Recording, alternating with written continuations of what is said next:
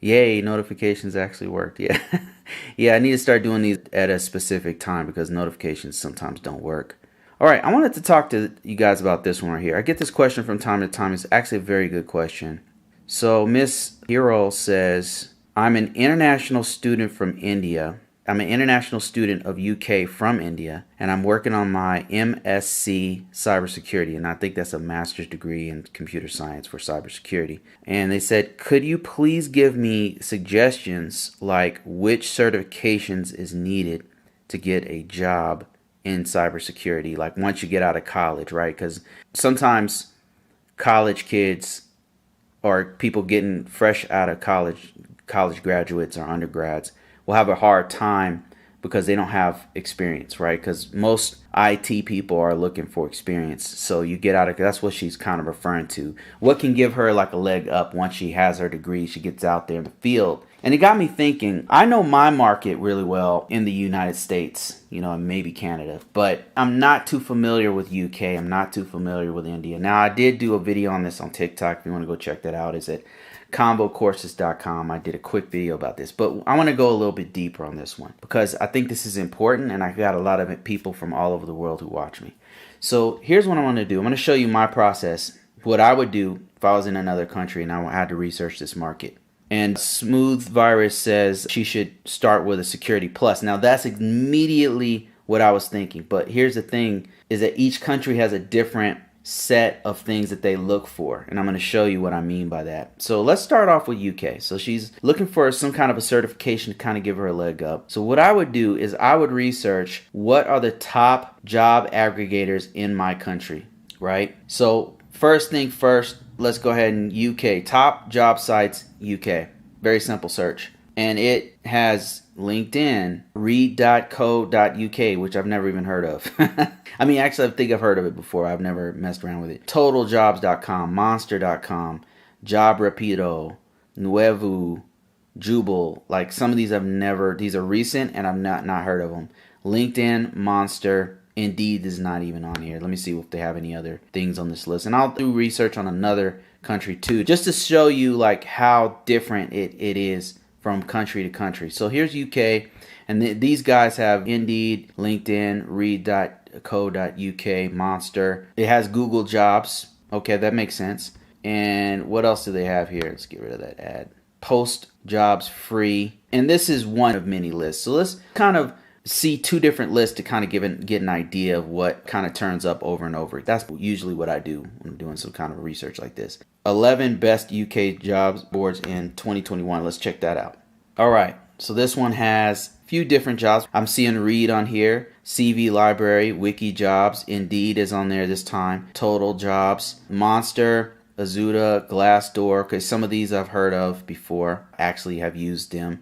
So that's good. We're seeing some consistency. Let's look at one more list to see. So Monster, Read keeps showing up. Indeed, they're not talking about Indeed.com. They're talking about UK.Indeed, which we'll look at.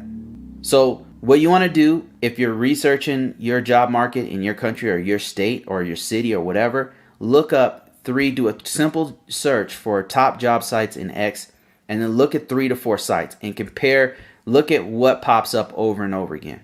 All right, first of all, best UK jobs. This was done in June. This is from Tech Radar, pretty reputable site.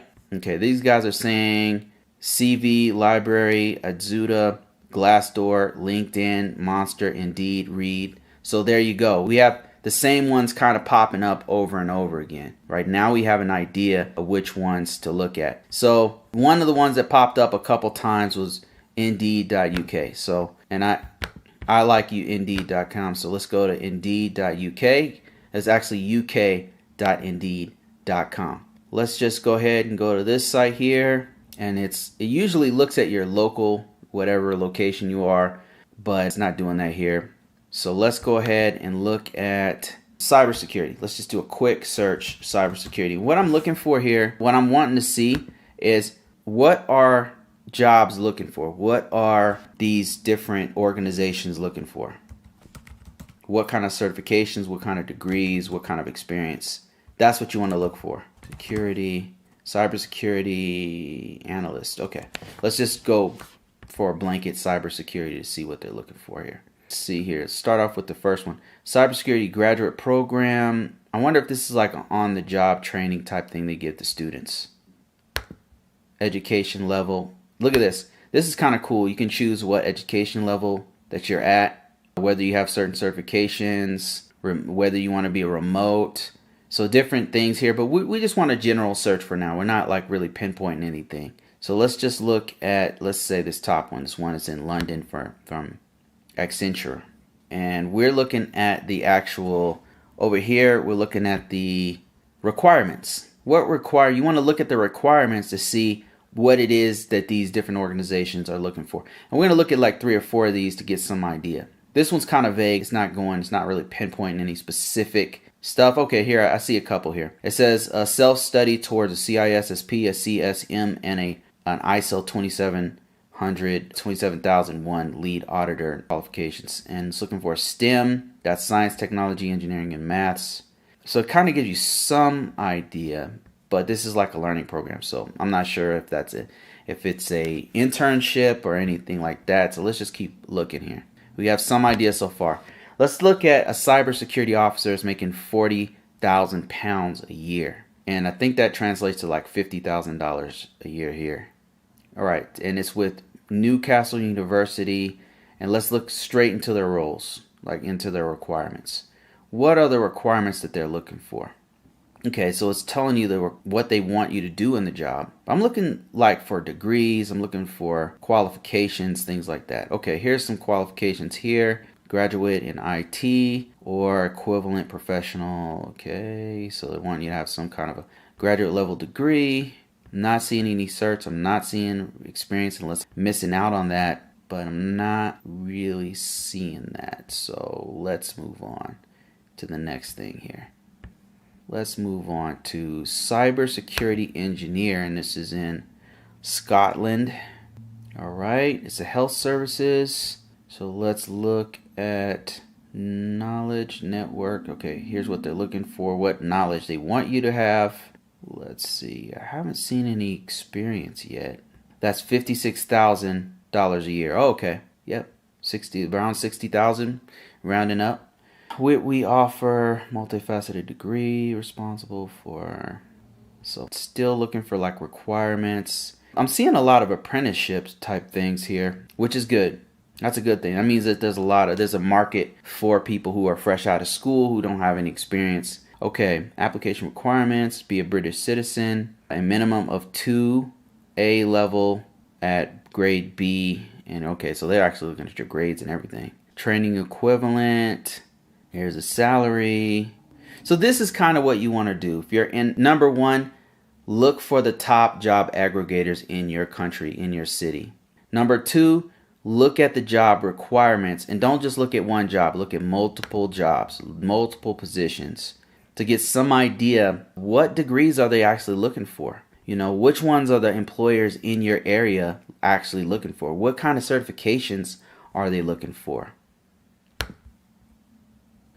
And it looks like UK is not super big on certifications, but I'm going to show you something else we can do in a minute to see what certifications are hot and which ones I would recommend for UK. Responsible for knowledge of ISO 27001, NIST 853, that's a big surprise. But if you know NIST 853, you can very quickly understand ISO 27001. They're that similar. So yeah, 27001 seems to be coming up a lot, right? That's mostly for government type interactions. GDPR, which is a privacy standard in the EU. What else are they looking for here? Those are your responsibilities. I'm not seeing a lot of requirements. So let's keep going here. Let's just look at a couple more to get out of apprentice type roles. Because apprentice type roles are telling them what you're going to do, which means it would be a good idea to know 27001, right? You might, if there's a certification for 27001, you might want to actually get it. If there's a certification for privacy, for GDPR, you might want to get that. Let me see. Depending on what you want to do. Like if you're doing pen testing, maybe not a GDPR, GDPR. I don't know why I keep mixing that up.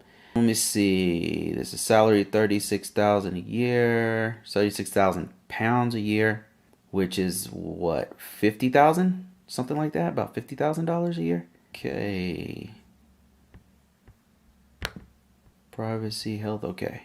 Still a lot of like first line cybersecurity analysts where this is actually, they have a pretty big market for new people. That's actually really good. That's really, really good. They're having you do SEAM because a lot of the entry level positions, they're going to actually train you. You know, that's what's great about it. Like you have to come in with those basic requirements, of course, but they're going to actually train you when you get there for some of these positions. All right. I'm still looking for requirements and I'm not seeing the main ones I saw was GDPR. Oh, so 30,000 pounds is around 50,000. Yeah, that's about right. Okay, so here's what we're going to do. We're looking specifically for certifications. That was what her question was. So we're going to look specifically for certifications. Now, immediately, whenever anybody who's new asks me, what certification should I get for security? I always go straight to Security Plus. It's just how I think. Security Plus is a real solid one for entry-level type people, and it's very marketable. So here's the thing. I just typed in Security Plus and it came up with 72,000 jobs, but I think that's inaccurate. I'm not sure if they're taking into account the plus, and it might be just looking at all securities. Let's see if we can narrow this search down by putting some quotation marks around it. If this algorithm is actually looking for that. It doesn't look like it is, so I can't be sure about that. I mean, if I look at this first one for a threat intelligence position, I'm not seeing Security Plus in there. I'm not seeing it. So that means that this is kind of a false positive. So what I'm going to do is look for something that I know that it can't be mistaken. I'll look at CompTIA security. CompTIA security, this will not be mistaken. And this is more like it. There's 160 jobs for CompTIA security. 160 jobs total. People specifically citing CompTIA cert. That's not many. In the US, this is a much hotter certification, right? So I immediately went to CompTIA Security Plus when she said this, but I was like, let me just do a double check. And sure enough, CompTIA Security Plus isn't as big in UK as I thought it was. But here's the thing. Look, now here's the requirements right here. They're looking for ITIL fundamentals. Here's one that's looking for CompTIA security, networking, Wireshark packet analysis, SEAM, SANS courses, a few SANS courses. Wow, they're looking for a lot of stuff here. And then desirable CCENT, ethical hacker, CCNA, and then a couple of other certifications. Good to know, good to know. Let's look for some other stuff here. I wonder what they're paying. They didn't put a number there. When they ask for that much stuff, usually they pay a little bit more. All right, so this one is around 40,000 pounds approximately, and I'm looking for more requirements right here. And yeah, once again, look at this. Look at this. ISO 27001. You cannot go wrong with ISO 27001. And really, if you know NIST, like I said, if you know NIST, you notice every time they mention, a lot of times when they mention ISO 27001, which is an international standard for the EU that most of the EU uses, some countries in Africa use it, some in the Pacific use it, you know, non-US usually will use it. They want something that's the equivalent of a NIST, then they're going to use that. But the NIST will give you a very strong, like I could literally walk in cold. Me knowing NIST like I do, I could walk in cold and help them with their ISO 27001. I bet you I could. Because me looking at, when I look at 27001, it's all the stuff I normally do. All right. So let me keep looking at these qualifications. ISO 27001, they mentioned the CISSP, the C-Risk, CISA. I know the C-Risk it pops up every now and then on the UK stuff. Okay, let's look at one more to get some certifications on there. And remember, all I did was search for CompTIA. CompTIA security is what I looked for. And then that's when the certifications kind of popped up. Let's see. Ethical hacker, CISSP, C-Rest. CISSP is pretty strong. Like it's pretty strong. It's like a gold standard. Everybody knows what it is. Security Plus, there you go. But there's not that many Security Plus positions by itself. Usually when they're mentioning Security Plus, they're mentioning several other certifications. So let's look at something called ITIL. Now, the reason why I'm looking up ITIL is because ITIL was actually started by the UK government, and it was adopted by UK as a UK standard all over the British the UK. And then the US and other countries actually adopted that same standard. And essentially what it is it starts from foundations. ITIL starts from something called foundations, and it builds off of what you should see in the structure of an organization. That's what it starts off with for ITIL. And then from there, it builds up into these different specializations of ITIL. And it actually starts off, it's a very easy certification to get at the foundation level, but then it goes on to like pro level and all the way into a master level. So let's look at what ITIL should have a lot more. See, look at that. Now ITIL, you can't mistake that, right? ITIL is very specific, and there's 3,800 jobs that are mentioned in ITIL. And they're paying around 50,000 USD, so 36,000 pounds, or around, actually it's more like 60,000, isn't it? So yeah, ITIL is a pretty hot certification, and it's very easy to get. It's not a hard certification at all. I think it has like 20 questions on it or something like that. I think the way they get you is like you have to take their training, and that's pretty expensive. But then they have like 10 questions or some 20 questions, so it's very short and it's very easy to pass at that first level. But once you could put that on your resume, that's gold. That's going to be good. It's going to be solid. Okay, the other one that I saw in here was C-Risk. Let me look at this one. This is one I've been thinking about doing. And this one's from ISSO. And these are the same guys who do CISA and CISM. This one's really big in the financial sector in the US anyway. So this one, C-Risk, is only pulling in 192 jobs. Pretty good paying jobs. I guess that's pretty good for the UK. I'm not sure. I'm not sure if that's considered a good salary there. Here it's pretty average. So let's look at C-Risk type work. And that's essentially you're doing the risk for the organization, helping with the risk type stuff, managing the risk for the organization. So you might do a little bit of risk management framework type stuff. Yeah, see, they even mentioned 27,001 and the NIST once again. So actually, you know what? That leads us down the next path here. 27,001. This right here should be the thing to get. And I think I didn't put enough zeros in this. 27,001. I did put enough zeros. Okay, my bad.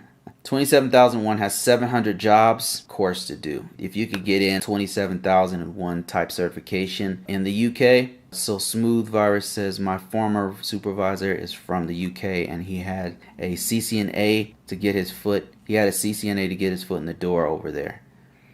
Wow. Yeah, CCNA is a pretty solid certification for networking. If you guys didn't know, it's for Cisco specifically. Let me see here. I'm looking at 27,001 positions here, and pretty good paying jobs.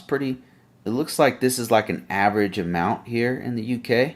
Whoa, 500 pounds to 600 pounds a day as a security auditor. I wonder if that's a full-time position. That's quite a bit. It doesn't sound like it's full-time. Let me see. Information security specialist, another 27,001. This right here looks like a pretty good thing to know. ISO 27001 and ITIL is good. I think CompTIA is good, but really CompTIA, they're associated with other stuff. Let's look at CISSP. CISSP.